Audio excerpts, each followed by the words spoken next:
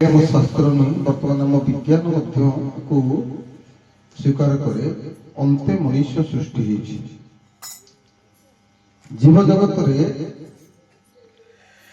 ଆଗେ ପ୍ରକୃତି ପ୍ରତ୍ୟେକ ଜିନିଷ ସୃଷ୍ଟି ହେଲା ପରେ ଶେଷରେ ମଣିଷ ସୃଷ୍ଟି ହେଇଛି।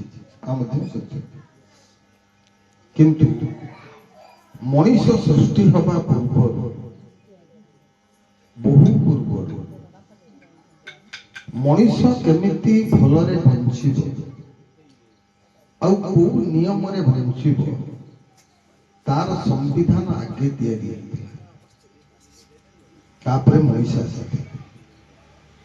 ସେ ନିୟମରେ ଚାଲିବା ପାଇଁ ମାନେ ଆଗେ ବେଦ ଆସିଥିଲା,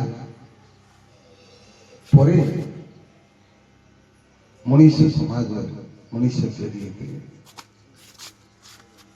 କିନ୍ତୁ ଆମେମାନେ ବର୍ତ୍ତମାନ ଯଦି ବିଚାର କରିବା, କାଳକ୍ରମେ ଧୀରେ ଧୀରେ ପରିବର୍ତ୍ତନ ହେଇ ବର୍ତ୍ତମାନ ଆମେ ସମ୍ବିଧାନରେ ଚାଲିଛି।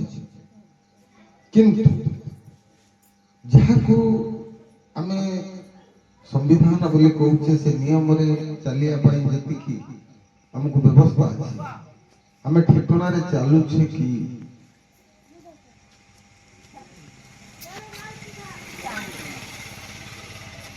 ଆମ ପାଖରେ ଏମିତି କଥା ଅଛି, ମଣିଷକୁ ଯଦି ତର୍ଜମା କରାଯାଏ, ବହୁ ଜିନିଷ ବହୁତ ନିୟମ ତା ପାଖରେ ଦିଆହେଇଛି।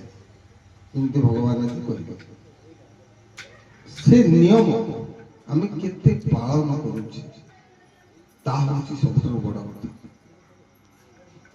ବର୍ତ୍ତମାନ ଆମ ପାଖରେ ସବୁ ବ୍ୟବସ୍ଥା ଥାଇ ମଧ୍ୟ, ସବୁ ସୁବିଧା ଆମ ପାଖରେ ଥାଇ ମଧ୍ୟ ଆମେ ଅସୁସ୍ଥ, ଭଲ ଖାଉଛେ ସୁସ୍ଥରେ ନାହିଁ, ନିରୋଗୀ ନାହିଁ। ବହୁତ ସମ୍ପତ୍ତି ଅଛି, ଆମ ପାଖରେ ଶାନ୍ତି ନାହିଁ। ବିରାଟ ବିରାଟ ଘର କରାହଉଛି, ପରିବାର ଛୋଟ ହେଇଯାଉଛି। ଧୀରେ ଧୀରେ ଆମେ ଯଦି ଆମ ଚଳନୀକି ଦେଖିବା, ବର୍ତ୍ତମାନ ଆମେ ସମସ୍ତେ ଶିକ୍ଷିତ।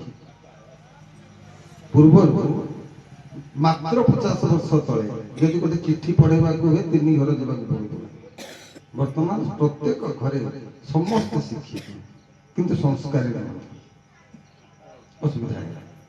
ଆମେ ଯେତେ ମାତ୍ରାରେ ଶିକ୍ଷିତ ହେଇଛେ, ସେତେ ଜରାଶ୍ରମ ବାହାରିଛି, ସେତେ ମର୍ଡର ହଉଛି, ସେତେ ପ୍ରକାର ବିଭାଜନ ଆମ ଭିତରେ ସୃଷ୍ଟି ହେଇଯାଇଛି। ଶିକ୍ଷାର ଅଭାବ।